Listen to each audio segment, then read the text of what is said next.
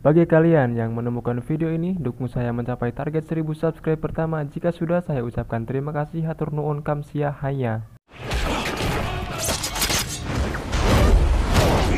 Kisah diawali dengan diperlihatkan Perang Dunia Pertama di mana tentara China dipukul mundur oleh tentara Jerman. Dan kita akan dikenalkan dengan tentara yang hanya ditugaskan mengisi peluru. Tentara itu bernama Shen Zhen. Awalnya dia tak ingin membunuh tentara lawan, tapi karena banyak pasukannya yang mati, dia memutuskan untuk mengeluarkan semua jurus kungfu. Disinilah kita akan diperlihatkan dengan sosok lain Shen Zhen yang menjadi legenda Perang Dunia Pertama.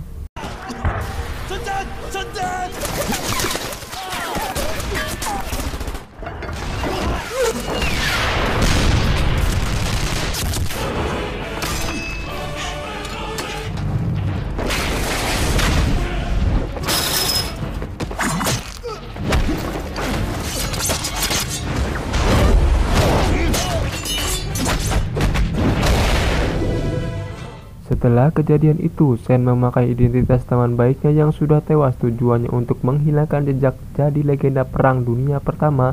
Dia kembali ke Shanghai, di mana pada saat itu China sedang dijajah oleh Jepang.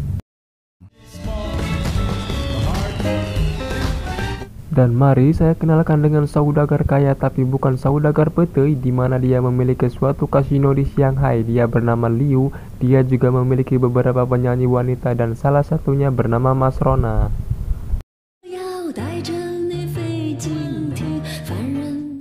Kasino miliknya dikenal dengan kasino yang sangat bebas karena mempunyai pengunjung antara Jepang dan China. Padahal China sedang dijajah oleh Jepang. Tak lama datanglah Chen ke tempat tersebut. Tujuannya untuk menemui Tuan Liu karena Tuan Liu mempunyai reputasi tinggi di sana. Chen berpikir jika dia bisa mengambil hati Tuan Liu, dia bisa dengan mudah mendapat dukungan untuk melawan penjajahan Jepang.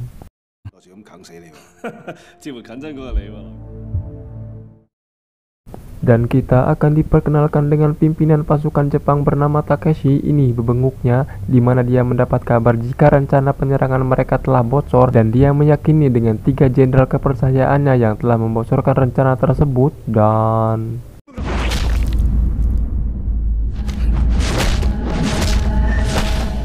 singkat cerita, Chen yang mengetahui jika akan ada pembunuhan ke salah satu pengusaha besar di kotanya dan akan berdampak besar terhadap pasukan China, Chen memutuskan memakai topeng untuk menghajar pembunuh suruhan Takeshi agar identitasnya tidak ketahuan.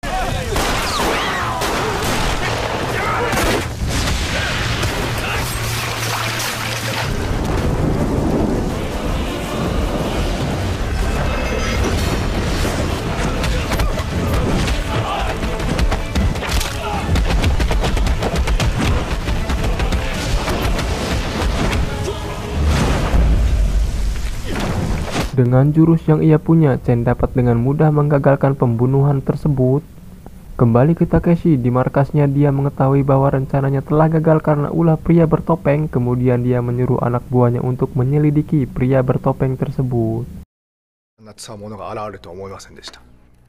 Beralih ke kasino di mana Chen sedang cacahan bareng temannya. Tuan Liu menghampirinya mengajak Chen mengobrol tentang pria bertopeng yang populer di mana-mana. Tuan Liu percaya jika yang digambarkan oleh orang-orang pria itu sangat mirip dengan Chen. Mendengar hal itu, Chen hanya tertawa. Saat itu juga gerak-gerik Chen diperhatikan oleh salah satu penyanyi di sana. Sedangkan di markas Takeshi sedang diadakan musyawarah di mana kita akan diperlihatkan dengan fakta bahwa Mas Rona dan beberapa penyanyi lainnya adalah mata-mata suruhan Jepang. Setelah mendengar sedikit cerita tentang Chen, Takeshi menyuruh Mas Rona untuk mendekati Chen. Keesokan harinya setelah pekerjaannya selesai, Mas Rona meminta jalan-jalan bareng Chen seperti deng-dengen. Tanpa menaruh kecurigaan, Chen pun menuruti kemauan Mas Rona. Mas Rona pun dibawa ke tempat markas penolakan rezim Jepang. Di sana dia merasa senang kumpul bareng teman-teman Chen, apalagi dia dikenalkan dengan adik kandung dari Chen. Dalam keadaan mabuk, salah satu teman Chen pun mengatakan bahwa prajurit legenda Shen Zhen belum mati tapi masih hidup sampai sekarang.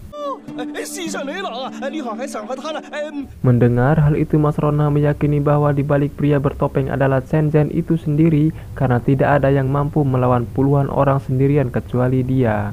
Di waktu yang bersamaan, Mas Rona juga melihat foto Chen dan temannya pada waktu Perang Dunia Pertama. Itu menambah kecurigaannya terhadap Chen. Hai.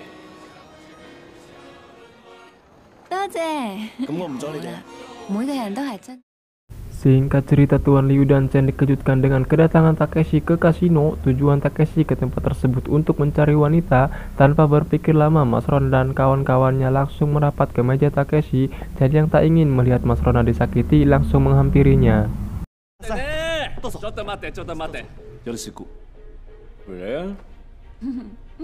Alangkah terkejutnya Chen tak kalah melihat Takeshi menyodorkan foto teman lama Chen yang identitasnya dia pakai sebagai penyamaran.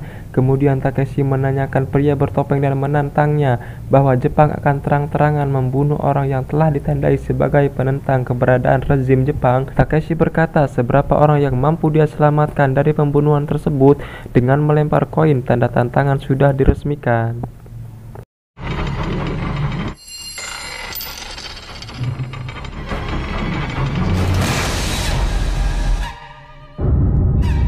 Setelah itu orang-orang yang namanya terdaftar dibunuh satu persatu. Chen yang tidak mau kalah pun coba menyelamatkan yang dia mampu.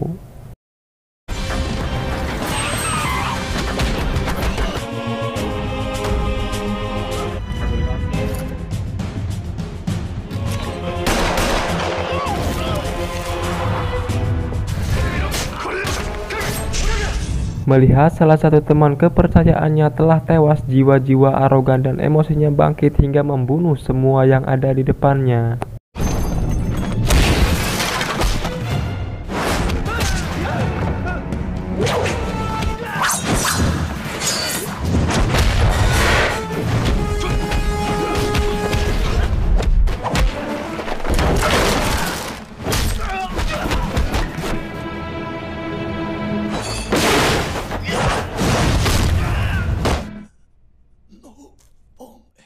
Singkat cerita, Chen yang mengetahui bahwa Mas Rona adalah mata-mata dari Jepang memanggilnya dan mengancam jika Mas Rona tidak kembali ke Tiongkok, maka dia sendiri yang akan membunuhnya. Setelah itu Chen pulang sendirian. Tiba-tiba, ya, punduknya dipantek dan dibawa ke ruang milik Jepang untuk ditelanjangi dan disiksa habis-habisan.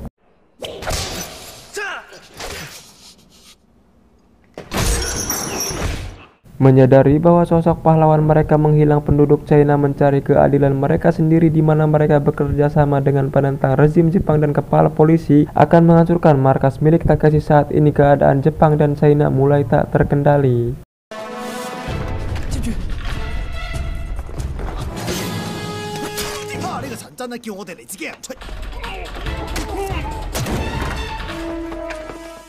Kembali ke Chen yang sedang disetrum layaknya robot didatangi oleh Takeshi untuk memberitahu bahwa ternyata Takeshi ingin membalas dendam pada sosok Chen Zhen atas kematian ayahnya. Setelah dia mengetahui bahwa Chen adalah Chen Zhen, dia makin bersemangat untuk menyiksanya, tapi dia menyadari kematian ayahnya tidak akan terbalaskan dengan cara seperti ini. Menurut Takeshi, Chen harus dibunuh layaknya Chen membunuh ayahnya, yaitu dengan cara 1 lawan 1 di depan anak buahnya. Maka Takeshi menyuruh anak buahnya untuk melepaskan Chen. Setelah pulang dari tempat penyiksaan, Takeshi melihat markasnya sudah kadurukan dan rata dengan tanah. Kemudian ia bergegas pergi ke markas penolak rezim Jepang yang sebelumnya telah diberitahu oleh Mas Rona. Takeshi membunuh mereka semua secara perlahan dan menggantungnya layaknya hadiah panjat pinang, kecuali adik Chen yang dibiarkan hidup karena akan ditumpahkan oleh salah satu anak buah mereka.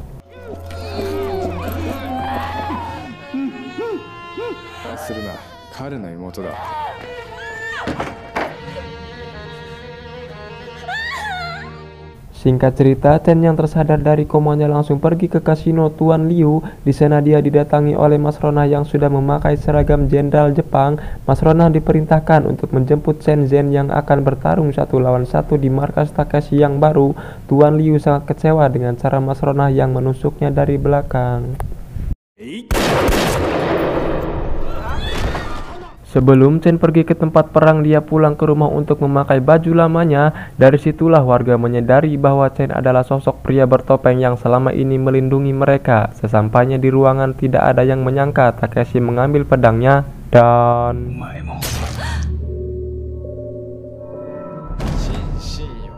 Kemudian datang kolonel Jepang yang memancing emosi Chen dengan cara mengatakan seberapa kuat adik Chen berteriak saat ditumpahkan olehnya. Tidak berpikir panjang, Chen langsung menghajarnya habis-habisan. Melihat kolonelnya dihajar, semua tentara Jepang langsung menghajar Chen secara bersamaan.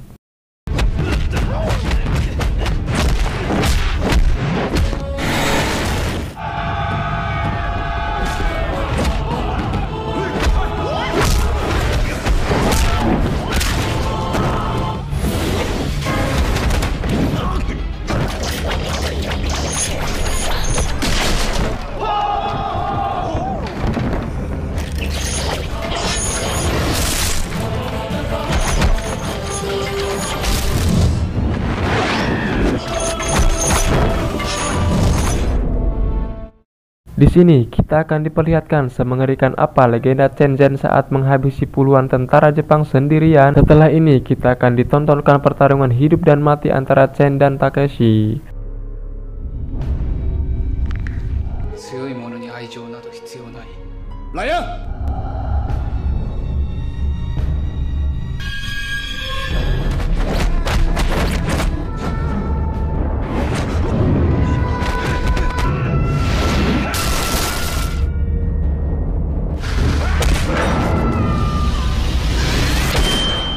Dan ternyata Takeshi bukanlah lawan yang mudah, di mana saat tubuh Chen masih terluka karena siksaan, dia bangkit ketika mengenang orang-orang yang berjuang demi kemerdekaan China.